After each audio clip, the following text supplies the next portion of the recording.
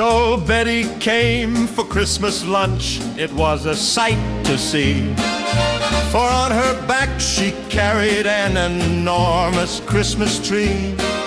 She said, "I've come for Christmas, there is no need to frown. Betty has come back to you and dear old Yarmouth Town."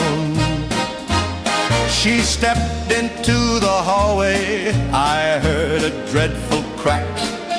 The floorboards had all crumbled and she was on her back.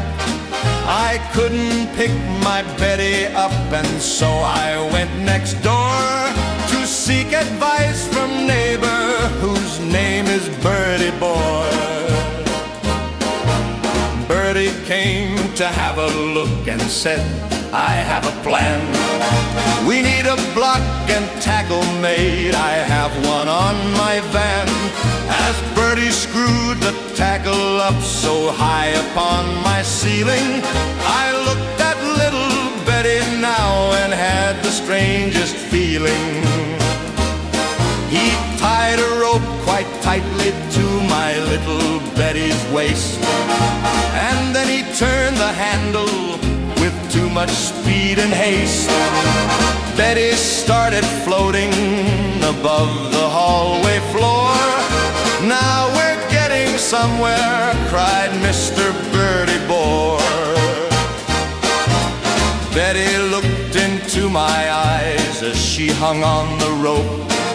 A tear now trickled from her eye. She said, "I feel a dope." Birty Bore now cried with glee, "I think we're on a winner.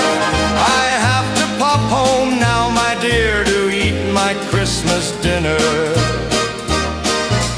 14 hours later, dear Birty Bore returned. Betty was just hanging there, and I was quite concerned. He lowered my dear Betty onto my comfy couch, and as he did, the thing looked up and gave a cry of ouch. Betty opened up and her mouth it opened too. I popped inside a Christmas pudge, she said, "It will not do." And so I brought the turkey from the oven, oh so hot. I stuffed the whole thing down her throat, she cried out, "Thanks a lot." Betty was content now, who could ask for more? But suddenly I noticed she was sinking through the floor. I held on tightly to her wig and gave a nervous cough. I did my best to help her, but the bloody thing came off. Betty sunk so deep now, the time was 3:30.